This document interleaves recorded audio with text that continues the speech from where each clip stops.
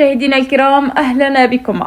تتجه الأنظار غدا إلى محكمة العثمانية بولاية وهران، حيث من المرتقب أن تمثل المغنية الجزائرية المعروفة وردة شارلمانتي أمام العدالة في إطار متابعة قضائية جاءت على خلفية شكوى تقدمت بها وزارة الشؤون الدينية والأوقاف الجزائرية.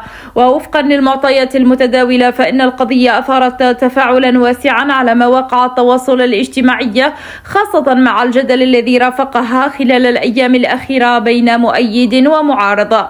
ومن المنتظر أن تنظر المحكمة في تفاصيل الملف والاستماع إلى مختلف الأطراف المعنية قبل اتخاذ الإجراءات القانونية المناسبة وفقا لما ينص عليه القانون. وتبقى هذه المحاكمة محل متابعة من قبل الرأي العام في انتظار ما ستسفر عنه جلسة الغد من مستجدات وقرارات جديدة. هذا وتدعو الجهات المختصة إلى ضرورة احترام القوانين والضوابط مع ترك الفصل النهائي للعدالة. نصل معكم مشاهدينا إلى ختام هذا الفيديو، شكرا لكم على حسن المتابعة وطيب الاهتمام. دمتم في رعاية الله وحفظه، والسلام عليكم.